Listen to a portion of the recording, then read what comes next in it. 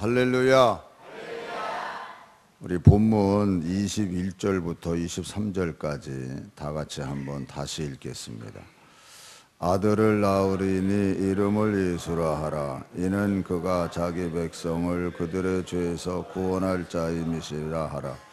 이 모든 일이 된 것은 주께서 선지자로 하신 말씀을 이루려 하심이니 이르시되 보라, 처녀가 잉태하여 아들을 낳을 것이요 그의 이름은 임마누엘이라 하리니 이를 번역한즉 하나님이 우리와 함께 계시다 함이라. 아멘.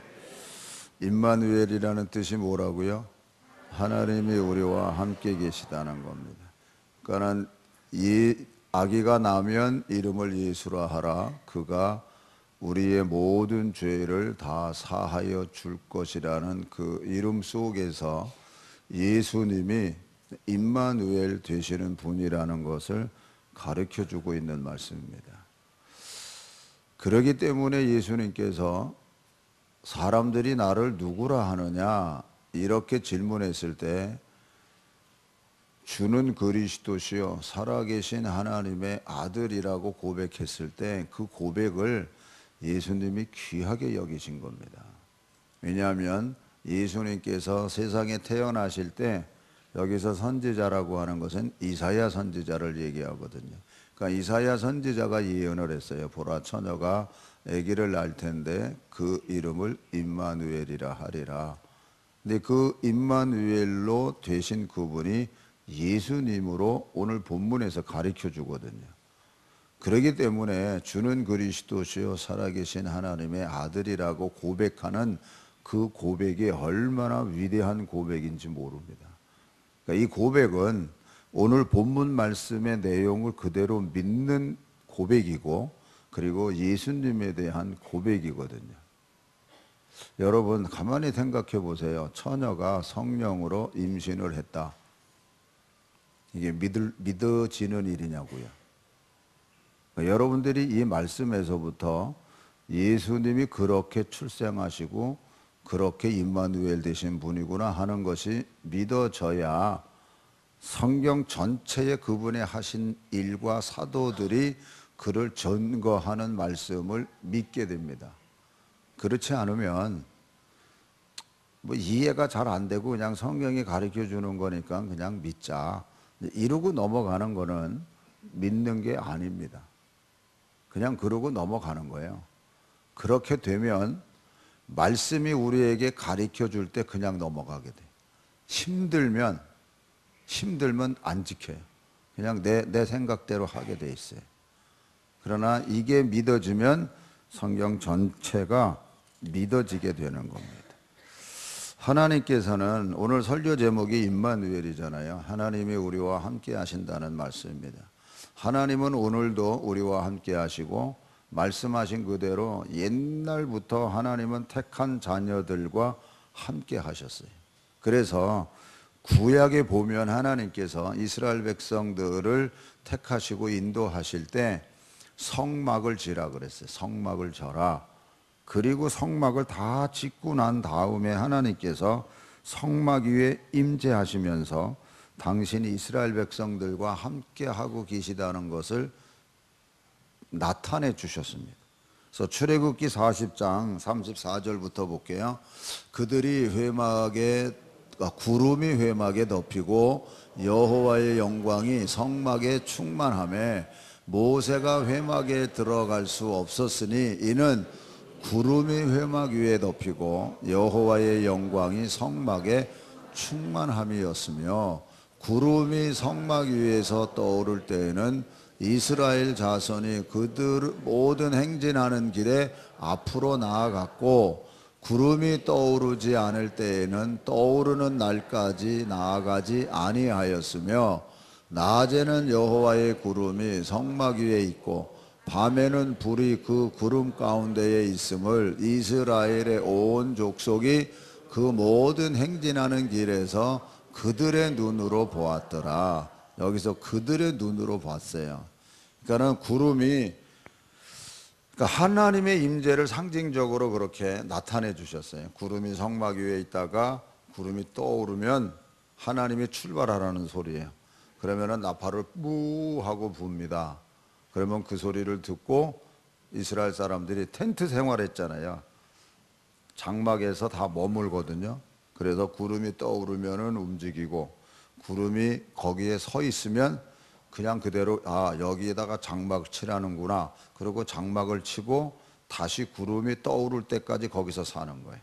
그래서 진짜 행진할 때 민수기 9장에서는 이렇게 표현합니다.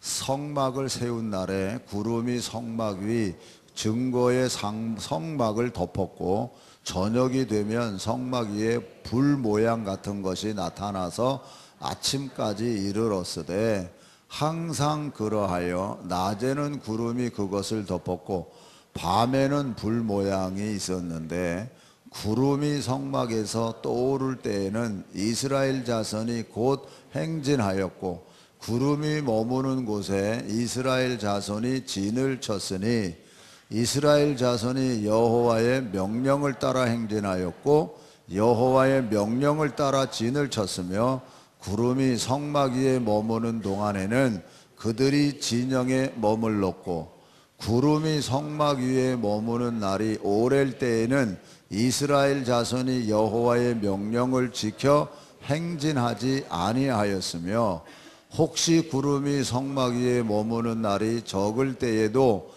그들이 다만 여호와의 명령을 따라 진영에 머물고 여호와의 명령을 따라 행진하였으며, 혹시 구름이 저녁부터 아침까지 있다가 아침에 그 구름이 떠오를 때에는 그들이 행진하였고, 구름이 밤낮 있다가 떠오르면 곧 행진하였으며, 이틀이든지 한 달이든지 1년이든지 구름이 성막 위에 머물러 있을 동안에는 이스라엘 자손이 진영에 머물고 행진하지 아니하다가 떠오르면 행진하였으니, 곧 그들이 여호와의 명령을 따라 진을 치며 여호와의 명령을 따라 행진하고, 또 모세를 통하여 이르신 여호와의 명령을 따라 여호와의 직임을 지켰더라. 여기서 여호와의 명령을 따라 진을 치고 여호와의 명령을 따라 행진하고 또 여호와의 명령을 따라 여호와의 직임을 지켰더라, 이렇게 돼 있습니다.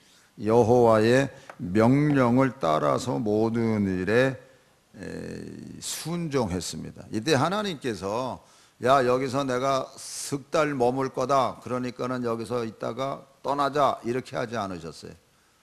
그냥 구름 기둥이 성막 위에 머무르다가 구름 기둥이 떠오르면 그러면은 텐트 접는 거예요. 우리가 이동하는구나. 그래서 움직이는 거예요. 그러니까 우리 개념으로 이해하면 안 돼요. 우리는 그냥 철물 건물에서 그냥 살잖아요. 그냥 1년 살고 이런 개념인데, 이때는 구약 이 사람들은 출애굽해가지고 지금 텐트 생활하는 거예요. 그러니까 모든 초점이 구름이 떠오르면은 떠날 준비를 하는 거예요. 근데 그래서 항상 떠날 준비 속에서 생활하는 거예요. 그게 1년이 됐든 한 달이 됐든 일주일이 됐든, 그러니까 하나님이 움직이시는 대로 그냥 따라가는 거예요. 근데 그 목적지는 있죠. 가나안 땅입니다. 가나안 땅을 향해서 지금 가고 있는 길이죠. 그래서 하나님이 이제 움직이면은 따라가는 거거든요. 그래서 그들이 먼저 하나님께서 10가지 재앙을 통해서 이스라엘 백성들이 출애굽을 했잖아요. 하나님이 어떤 분이고 어떻게 역사하는지를 압니다. 그리고 홍해를 건넜고, 그리고서는 지금 가나안을 향해서 나아가고 있는 중에, 그때 하나님께서 성막을 만들라 그랬고 성막에 임재하시면서 인도하는 중에 계시는 거예요. 그래서 그들이 이제 가나안 땅에 거의 가까이 왔기 때문에 정탐꾼 12명을 선택합니다. 그건 다 지도자들입니다. 영향력 있는 사람들입니다. 그래서 그들이 가나안 땅에 들어가서 40일 동안을 잘 보고 돌아옵니다. 그래서 와서 보고를 하는데 12명 중에 10명이 점령할 수 없다라고 보고를 해요. 12명 중에 10명이 점령할 수 있습니다라고 보고하면야 쉽지요. 두 사람이 안 됩니다 이러면 묵살시키는 거예요. 이게 어떻게 보면은 다수결 어떤 의미가 있잖아요. 또 많은 사람들이 얘기하는 것에 쫓아가거든요. 그게 옳으냐 그르냐를 따지질 않아요. 대체적으로 많은 사람이 몰려가면 그냥 따라가는 게 군중심리거든요. 그래서 이 사람들이 와서 보고를 이렇게 얘기를 합니다. 민수기 13장 31절부터 보면 그와 함께 올라갔던 사람들은 이르되 우리는 능히 올라가서 그 백성을 치지 못하리라.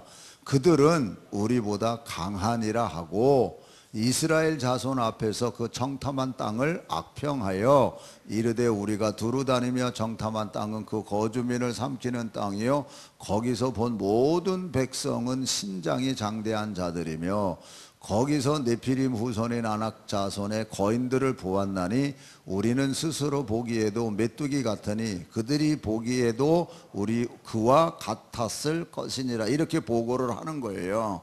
있는 사실 그대로 보고를 해요. 진짜 거기 사는 사람들이 네피림 후손이고 거인들이고 힘이 센 사람들이에요. 성벽도 견고해요. 틀린 말 하는 거 아니에요.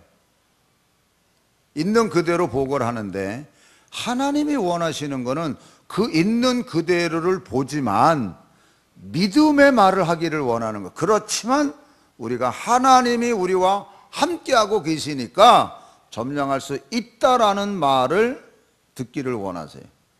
그런데 이 사람들은 보고 있는 그대로 얘기를 한 거예요. 하나님이 함께하고 하나님이 역사하신다는 사실은 잊어버렸어요. 그 말을 들은 이스라엘 백성들이 어떻게 행동해요? 온 회중이 소리를 높여 부르짖으며 백성이 밤새도록 통곡하였더라. 그러면서 하는 말이 이스라엘 자손이 다 모세와 아론을 뭐해요? 원망해요. 그러면서 온 회중이 그들에게 이르되 우리가 애굽 땅에서 죽었거나 이 광야에서 죽었으면 좋았을 것을 어찌하여 여호와가 우리를 그 땅으로 인도하여 칼에 쓰러지게 하려 하는가? 지금 일어난 일도 아니에요. 걱정해요. 지금 이런 일이 일어날 것처럼 우리 처자가 사로잡히리니 애굽으로 돌아가는 것이 낫지 아니하라. 이런 말을 지금 하면서 원망하고 하나님 앞에 불평하고 지금 그러고 있는 상황이에요. 이럴 때 6절에서부터 보면 그 땅을 정탐한 자 중 눈의 아들 여호수아와 여분네의 아들 갈렙이 자기들의 옷을 찢고 이스라엘 자손의 온 회중에게 말하여 이르되 우리가 두루 다니며 정탐한 땅은 심히 아름다운 땅이라 여호와께서 우리를 기뻐하시면 우리를 그 땅으로 인도하여 들이시고 그 땅을 우리에게 주시리라. 이는 과연 젖과 꿀이 흐르는 땅이니라. 다만 여호와를 뭐하지 말아라? 거역하지 말아라. 또 그 땅 백성을 크게 읽으세요.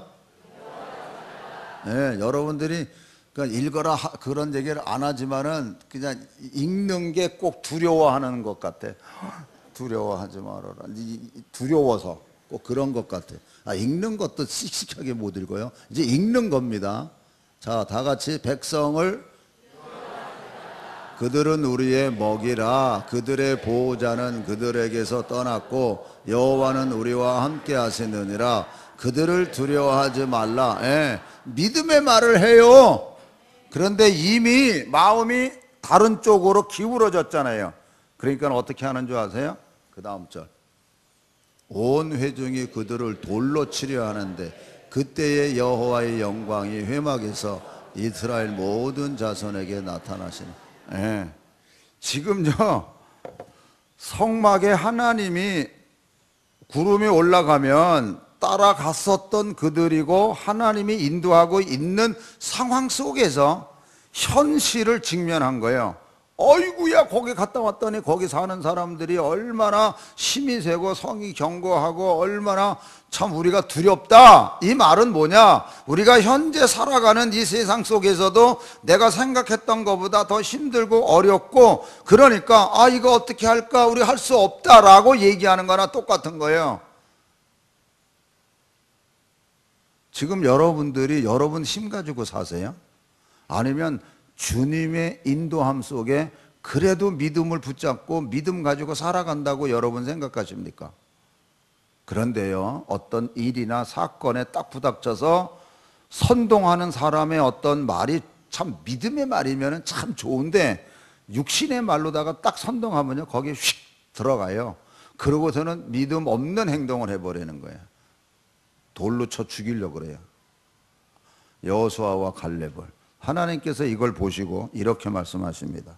26절, 여호와께서 모세와 아론에게 말씀하여 이르시되, 나를 원망하는 이 악한 회중에게 내가 어느 때까지 참으랴? 이스라엘 자손이 나를 향하여 원망하는 바 그 원망하는 말을 내가 들었노라. 여기 뭐라 그래? 하나님이 뭐라 그래요?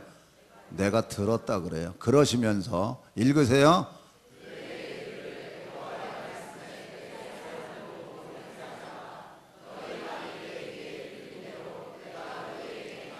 예, 이스라엘 백성들이 모세를 원망하면서, 모세의 원망은 하나님 원망하는 거예요. 내 귀에 들린 대로 내가 너희에게, 내 귀에 들린 말이 뭐예요? 아, 이제는 우리가 칼에 죽고 내 처자들이 사로잡혀 가겠고, 이렇게 원망, 오히려 우리가 광야에서 죽었으면 좋았을 것을, 그거를 그대로 하나님이 들으시고 내가 너희에게 행하겠다는 거예요. 다 같이 보세요. 너희 시체가 이 광야에 엎드러질 것이라. 너희 중에서 20세 이상으로 계수된 자 곧 나를 원망한 자 전부가 여분네의 아들 갈렙과 눈의 아들 여호수아 외에는 내가 맹세하여 너희에게 살게 하리라 한 땅에 결단코 들어가지 못하리라. 너희가 사로잡히겠다고 말하던 너희의 유아들은 내가 인도하여 드리리니 그들은 너희가 싫어하던 땅을 보려니와 너희의 시체는 이 광야에 엎드러질 것이요 너희의 자녀들은 너희 반역한 죄를 지고 너희의 시체가 광야에서 소멸되기까지 40년을 광야에서 방황하는 자가 될. 여러분, 그들의 자녀들이 40년 동안 광야에서 방황하는 이유는 그들의 반역한 죄 때문에 그런 거예요. 그래서 여러분, 믿음의 여러분들의 신앙생활을 잘해야 될 이유가, 잘하면 축복이 이어져 내려가지만 여러분들이 여러분들 주관적인 신앙 가지고 그냥 가면요, 자녀들이 어려움을 겪어요. 여러분, 40년 동안 방황하는 이유는 너희 자녀들이 너희의 반역의 죄를 지고 그들이 지금 고생하는 거예요. 할렐루야. 정신 똑바로 차려서 신앙생활 해야 되는 겁니다. 자, 그 다음 절 볼게요. 너희는 그 땅을 정탐한 날수인 40일의 하루를 1년으로 쳐서 그 40년간 너희의 죄악을 담당할지니 너희는 그제서야 내가 싫어하면 어떻게 되는지를 알리라 하셨다 하라. 나 여호와가 말하였거니와 모여 나를 거역하는 약한 온 회중에게 내가 반드시 이같이 행하리니 그들이 이 광야에서 소멸되어 거기서 죽으리라. 모세의 보냄을 받고 땅을 정탐하고 돌아와서 그 땅을 악평하여 온 회중이 모세를 원망하게 한 사람 곧 그 땅에 대하여 악평한 자들은 여호와 앞에서 재앙으로 죽었고 그 땅을 정탐하러 갔던 사람들 중에서 오직 눈의 아들 여호수아와 여분네 아들 갈렙은 생존하니라. 아멘. 이게 20세 이상 계수한 장정 60만 명이었거든요.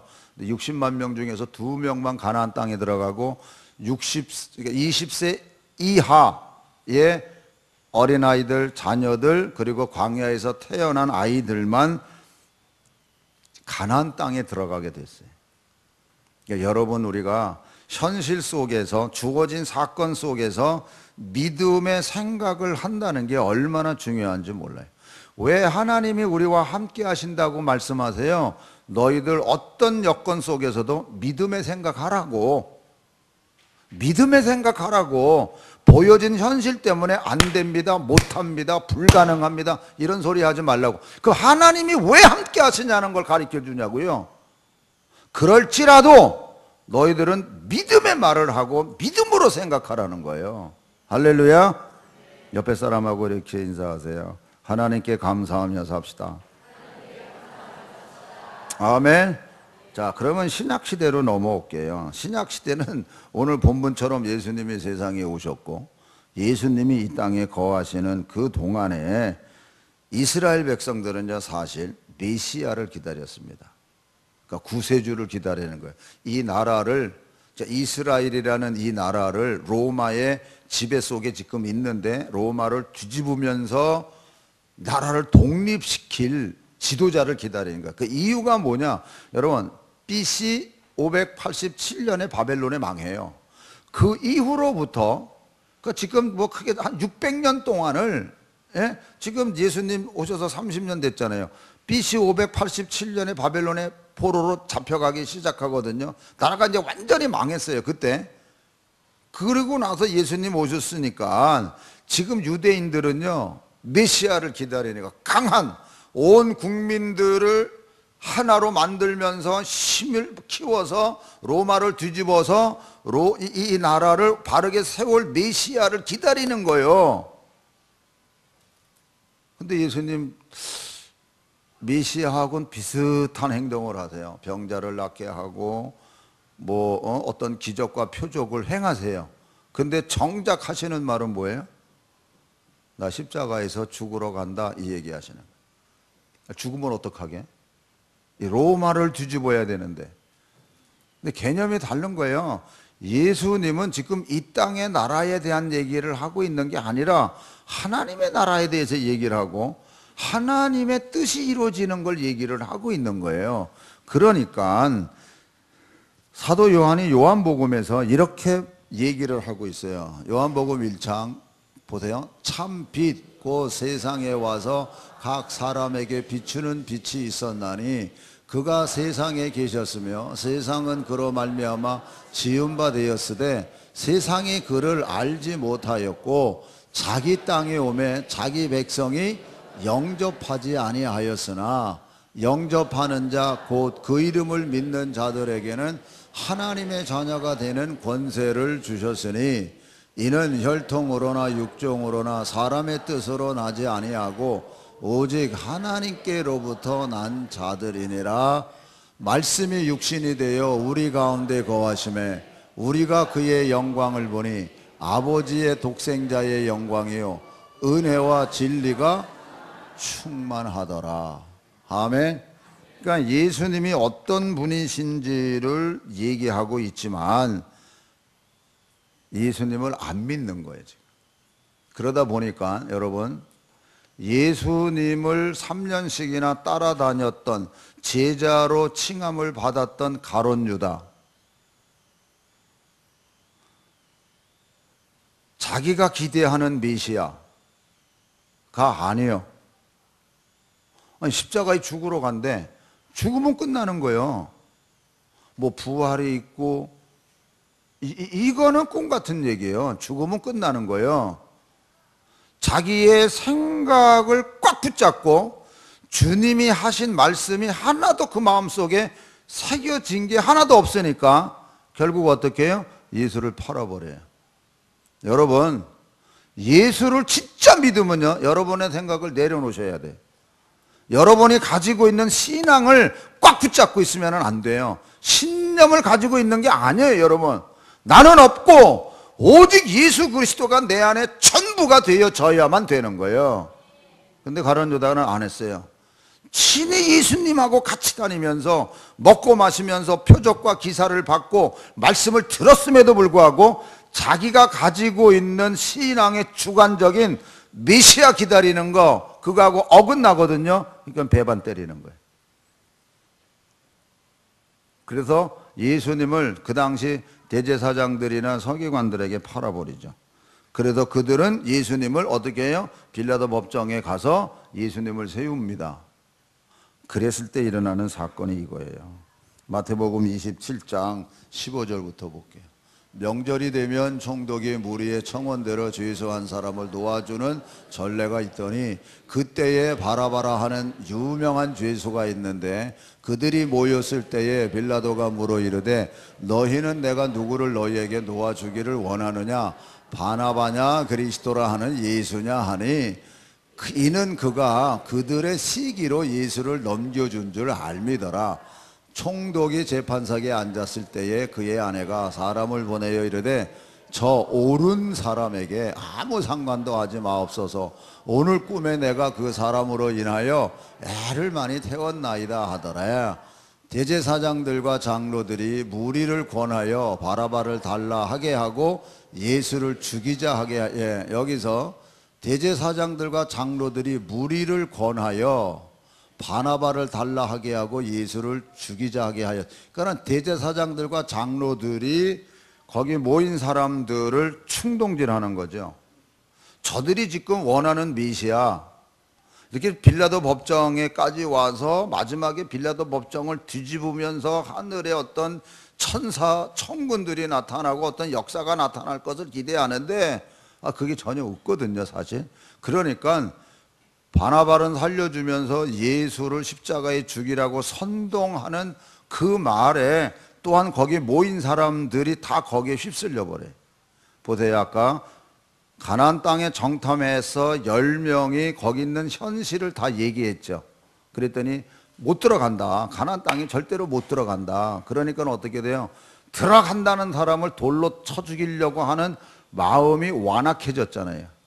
여기도 똑같은 거예요, 지금. 예수가 십자가에 못 박혀 죽고 마지막 부활이 이거는 귀에 안 들어오는 거예요, 지금. 여기까지 섰으니까 저 예수가 빨리 죽어야 되는 거예요. 없어져야 돼요. 그래야 또 다른 메시아가 와가지고 자기를 이렇게 세울 수 있는 기대가 생기니까. 그러니까는 후딱 뭐야? 십자가에 못 박아 죽이라고 그런 소리 하죠. 자, 그 다음 볼게요. 총독이 대답하여 이르되 둘 중에 누구를 너희에게 놓아주기를 원하느냐 이르되 바라바로소이다. 빌라도가 이르되 그러면 그리스도라 하는 예수를 내가 어떻게 하랴. 그들이 다 이르되 십자가에 못 박혀야 하겠나이다. 빌라도가 이르되 어찌미냐 무슨 악한 일을 하였느냐. 그들이 더욱 뭐해요? 소리질러 이르되 십자가에 못 박혀야 하겠나이다 하는지라. 복음서에 보면은요, 십자가에 못 박아라, 십자가에 못 박아라, 십자가에 못 박아라 난리를 쳐요. 난리를 치니까 빌라도가 야 이게 이랬다가는 민심이 어지러지는구나. 자, 다음 볼게요. 빌라도가 아무 성과도 없이 도리어 밀란이 나려는 것을 보고 물을 가져다가 무리 앞에서 손을 씻으며 이르되 이 사람의 피에 대하여 나는 무죄하니 너희가 당하라. 백성이 다 대답하여 이르되 그 피를 우리와 우리 자손에게 돌릴지어다. 다시 읽으세요.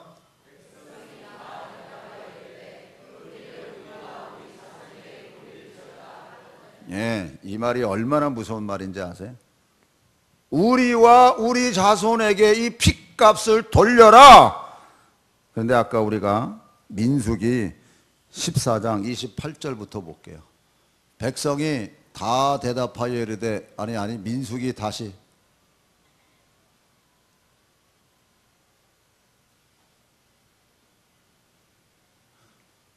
민수기 14장 26절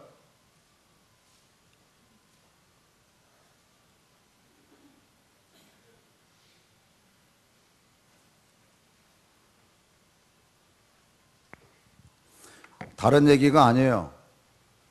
내가 너희들의 하던 말을 내가 들었고 그리고 내가 들은 너희들이 말한 그대로 내가 갚아줄게 하는 그 말이었거든요. 그래서 이스라엘 백성들을 광야에서 다 죽습니다. 확인할게요. 여호와께서 모세와 아론에게 말씀하여 이르시되 나를 원망하는 약한 회중에게 내가 어느 때까지 참으랴. 이스라엘 자손이 나를 향하여 원망하는 바 그 원망하는 말을 내가 들었노라. 그들에게 이르기를 여호와의 말씀에 내 삶을 두고 맹세하노라. 너희 말이 내 귀에 들린 대로 내가 너희에게 행하리라. 예, 이래서 하나님이 구약 이스라엘 백성들을 광야에서 다 죽게 했거든요. 근데 지금 신약에서 예수님을 못 박아 죽여라, 그 핏값을 우리와 우리 자손에게 돌려라, 하나님이 그 소리 안 들었겠어요? 하여튼 역사상의 유대인들처럼 엄청난 고난을 겪은 백성이 사실 없습니다. 우리가 잘 알잖아요. 2차 세계대전 때 독일이 유대인들만 600만 명을 죽였잖아요. 끔찍스러운 일입니다. 그런데 사실은 모든 나라에서요, 천대받고 핍박받은 게 유대인들이에요. 이 사건 하나만 있는 게 아니에요, 여러분. 어느 곳에서든지 유대인들은요, 미움받았어요. 핍박받았고. 그건 왜 그런지는 저는 잘 몰라요. 그러나 여러분, 우리와 우리 자손에게 이 핏값을 돌리라고 하는 그 말은 하나님께 들려져서 그대로 하나님이 역사하셨다고 전 믿어요. 그렇기 때문에 여러분, 왜 참아야 돼요? 왜 여러분들이 모든 생활에서 절제해야 돼요? 하고 싶은 말 왜 하지 않고 절제해야 돼요? 여러분 다 하세요. 하고 싶은 말 다 하세요. 그러나 여러분, 이건 분명히 알아들으세요. 여러분의 자녀가 10배나 그런 말을 더 듣는다는 걸 여러분 기억하세요. 그래서 하나님을 모르는 사람들도요, 착하게 살아라, 선하게 살아라, 그래야 자손들이 복받는다, 복받는다 이 소리 하거든요. 하물며 하나님이 함께 계시고 하나님을 믿는 여러분들이 절제를 안 해요? 입술에 자갈을 안 물려요? 그건 말이 안 되는 얘기입니다. 하고 싶은 말 다 하면서 사세요? 사세요. 그러나 여러분들의 자녀가 곤욕당할 걸 여러분들이 기억하세요. 왜? 네가 말한 대로 내가 갚아줄게. 여러분, 살아계신 하나님이세요. 그럼 거꾸로 얘기할게요. 살아계신 하나님이시기 때문에 우리가 그만큼 절제하고 그만큼 우리가 믿음으로 순종하고 더 겸손하게 낮아지면 하나님께서 내가 너 높여줘, 내가 너 갚아줄게, 내가 너 억울한 거 알아, 그리고 채워주시고 축복해 주시는 분이세요. 할렐루야. 그런데 내가 하나님이 함께하고 있다는 걸 내가 알면서도 내 맘대로 하기 때문에 하나님께서 그래 그럼 네 맘대로 해, 이렇게 되는 거예요. 그러니까 유대인들은 그들의 한 말의 핏값을 그들이 받는 거예요, 여러분.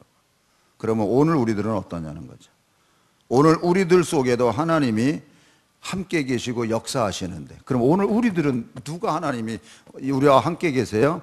바로 성령님이세요. 성령이 예수의 영이시잖아요. 하나님의 영이시고, 그러니까 삼위일체 되신 하나님이신 그분이, 성령님이 우리 안에 계시는 거예요. 여러분, 예수님을 믿으면 여러분이 하나님의 자녀라는 거 다 고백하고 믿고 있잖아요. 아멘? 그거 어떻게 알아요? 로마서 8장 16절 3번 읽습니다. 다 같이 읽으세요.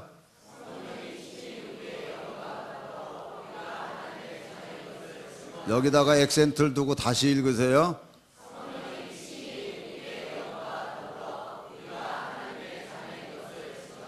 예, 다시 한 번 더 읽으세요.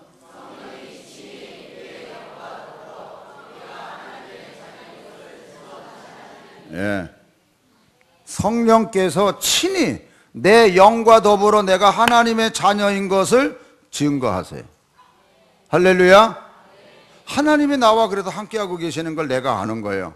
하나님의 성령이 내 영과 더불어 내가 하나님의 자녀인 것을 그분이 증거하시는 거예요. 그러니까 여러분, 이거를 경험하고 나가는 신앙하고 그냥 저 말씀이 그러니까는 아 맞아 내가 하나님의 자녀지 하고 지식적으로 알고 가는 신앙하고서는 너무나도 달라요. 결과가 환난이나 고난이 오면 지식적으로 아는 신앙은 다 무너지게 돼 있어요. 그러나 성령이 내 안에서 내가 하나님의 자녀인 것을 증거하시는 거기에 내가 자녀라 그러면 절대로 타협하지 않게 돼 있어요. 왜? 그분이 나와 함께하고 계시니까. 할렐루야. 그래서 빌립보서 2장 13절 14절 읽으세요.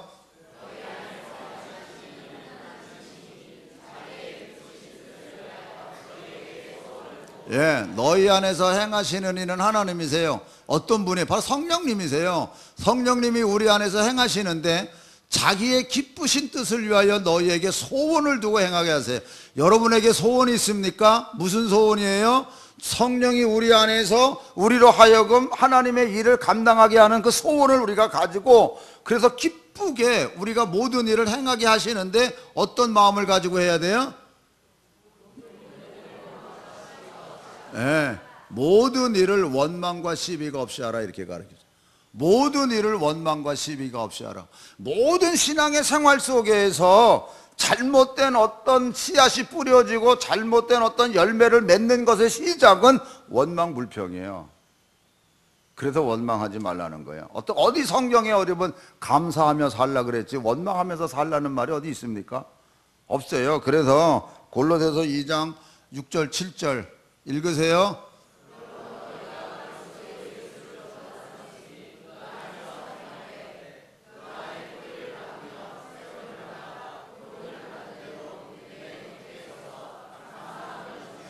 예, 일반적인 교리를 우리에게, 너 예수 믿지 않냐? 우리들 향해. 그러면 예수 안에서 믿음의 뿌리가 내려져서 너희들이 감사함으로 살아라. 그런데 조금 더 깊이 들어갑니다. 골로새서 3장 1절부터 보면, 다 같이 읽으세요.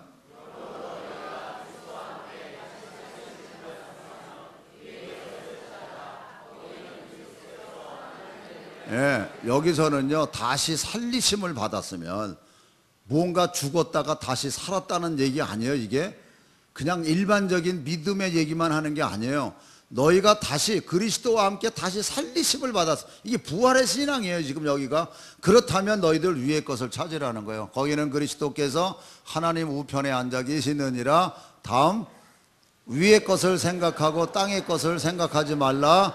이는 너희가 죽었고 너희 생명이 그리스도와 함께 하나님 안에 감추어졌는데, 그러니까 너희가 죽었고 너희 생명이 그리스도와 함께 하나님 안에 감추어졌다고 하는 이 깊은 의미의 고백이 바로 갈라디아서 2장 20절 고백이에요. 다 같이 읽습니다. 내가 그리스도와 함께 십자가에 못 박혔나니 그런즉 이제는 내가 사는 것이 아니요 오직 내 안에 그리스도께서 사시는 것이라. 이제 내가 육체 가운데 사는 것은 나를 사랑하사 나를 위하여 자기 자신을 버리신 하나님의 아들을 믿는 믿음 안에서 산, 내가 그리스도와 함께 십자가에 못 박혔기 때문에 나는 죽었고 나는 없는 거예요. 그런즉 이제는 내가 사는 것이 아니요 오직 내 안에 그리스도께서 사시는 것이라. 그래서 살아가는, 지금 내가 육체 가운데 사는 것은 나를 사랑하사 나를 위하여 자기 자신을 버리신 하나님의 아들을 믿는 믿음 안에서 사는 것이라고 가르쳐 주는 거예요. 여러분, 진짜 예수 그리스도가 나를 위하여 자기 자신을 버리시고 죄값을 다 치르셨다고 하는 것이 믿어지면 우리의 삶이 어떤 삶을 살아가야 되는지 답이 저절로 알게 돼 있어요. 이거를 불투명하고 이와 같은 것을 내가 어떤 의미에서는 알기를 원하지 않아요. 왜? 알고 나면 내가 어떤 삶을 살아가야 되는 게 육신적으로 싫은 거예요. 육신이 여러분 거절합니다. 내가 영은 그거를 받아들이면서 그렇게 해야 되는데 육신은 이미 내가 젖어 있는 어떤 게 있기 때문에 육신이 거절해요. 여러분, 이걸 치는 거예요. 그래서 사도 바울이 내가 내 몸을 치는 이유가 몸이 성령의 역사를 거절한다니까요. 이거는 본능적이에요. 그래서 이걸 쳐야 되는 거예요. 아시겠습니까? 여기선 이해가 돼요. 사람들이 다 그런 얘기 하잖아요. 여기서는 이해가 되는데 여기까지가 안 온다고, 여기서 안 받아들여진다고. 근데 성령이 어디 계세요? 여기 안 계세요. 여기 계시지. 할렐루야. 항상 우리와 함께하고 계세요. 여기 계세요. 여기. 그래서 골로새서 3장 5절 6절, 그러므로 땅에 있는 지체를 죽이라. 곧 음란과 부정과 사욕과 악한 정욕과 탐심이니 탐심은 우상 숭배니라. 이것들로 말미암아 하나님의 진노가, 이렇기 때문에 바울이 육을 친 거예요. 그러면서 너희들 어떻게 살아라? 그 다음 절, 그러므로 너희는 하나님이 택하사 거룩하고 사랑받는 자처럼 국률과 자비와 겸손과 온유와 오래 참음을 옷 입고, 누가 누구에게 불만이 있거든 서로 용납하여 피차 용서하되 주께서 너희를 용서하신 것 같이 너희도 그리하고 이 모든 것 위에 사랑을 더하라. 이는 온전하게 매는 띠니라. 아멘. 말씀대로 그래서 사랑하면서 살아가는 거예요, 여러분. 자기 경험상으로는요, 베드로가 고기를 실컷 잡으려다가 못 잡았습니다. 그런데 주님이 오셔가지고 야, 깊은 데다가 그물 내려봐. 그러니까 내가 말씀에 순종해서 그물을 내리겠습니다. 그리고 깊은 데 가서 진짜 그물을 내려요. 그랬더니 찢어질 정도로 고기가 잡힌 거예요. 그때 한 말이 뭔지 아세요? 주여, 내가 죄인입니다. 사랑하는 성도 여러분, 말씀에 순종해서 사랑하세요. 말씀에 순종해서 용서하세요. 말씀에 순종해서 진짜 원망하지 않고 불평하지 않고 허물을 덮어주세요. 하나님의 역사를 경험할 겁니다. 그때 나오는 말은 자기 자랑이 아니에요. 주여, 내가 죄인입니다라고 고백을 해야 돼요. 주여, 내가 죄인입니다. 그래서 우리는 날마다 주님 앞에 기적을 맛볼수록 내가 죄인입니다. 하나님의 영광이 내 몸에서 떠나지 않기를 원합니다. 이게 정답이고 정로요. 근데 우리는 내가 한 것처럼 시간이 지나면 착각해요. 내가 죄인이라는 고백이 날마다 우리들 속에 있을 때 하나님이 우리와 항상 함께 하시는, 다시 한번 확인합니다. 에베소서 4장 21절, 진리가 예수 안에 있는 것 같이 너희가 참으로 그에게서 듣고 또한 그 안에서 가르침을 받았을진데 너희는 유혹의 욕심을 따라 썩어져가는 구습을 따르는 옛사람을 벗어버리고 오직 너희의 심령이 새롭게 되어 하나님을 따라 의와 진리의 거룩함으로 지으심을 받은 새 사람을 입어라. 할렐루야. 우리는 그리스도 안에서 새 사람으로 지음 받은 또 새 사람으로 옷을 입고 있는 오늘 우리들이거든요. 그래서 5장 8절 9절, 너희가 전에는 어둠이더니 이제는 주 안에서 빛이라. 빛의 자녀들처럼 행하라. 빛의 열매는 모든 착함과 의로움과 진실함에 있느니라. 할렐루야. 그래서 베드로전서 5장 10절 다 같이 읽습니다. 모든 은혜의 하나님 곧 그리스도 안에서 너희를 부르사 자기의 영원한 영광에 들어가게 하신 이에 잠깐 고난을 당한 너희를 친히 온전하게 하시며 굳고 친히 굳건하게 하시며 친히 강하게 하시며 친히 털을 견고하게 하시리. 사도 베드로께서 너희를 친히 하나님께서 온전하게 하시며, 다시 말하면 성령님이 우리와 지금 함께 하시면서 그분이 친히 우리를 온전하게 하시고 친히 우리를 견고하게 하시고 털을 견고하게 하시고 굳건하게 하시고, 할렐루야. 지금도 성령이 우리와 함께하고 계세요. 하나님이 우리와 함께하고 계세요. 우리가 성탄절을 맞이하면서 하나님이 우리와 함께하고 계시는구나 했을 때, 여러분, 우리가 읽은 이 답이 우리가 살아가야 될 하나의 답이잖아요. 이건 뭐 설명할 것도 없어요. 친히 우리를 온전하게 하시는 그분의 인도함 속에 우리는 순종하면서 가면 되는 거예요. 할렐루야. 그래서 말씀을 여러분들이 개인적으로 읽을 때마다 이게 눈이 밝아져서 말씀이 내 눈에 확 들어와서 믿어져서 순종함으로, 그래서 약속된 하나님의 축복을 받아 누리며 가는 거룩한 가정이요 성도들이 되시기를 주님의 이름으로 축원합니다. 기도하겠습니다. 우리 한번 다 같이 기도할 때요,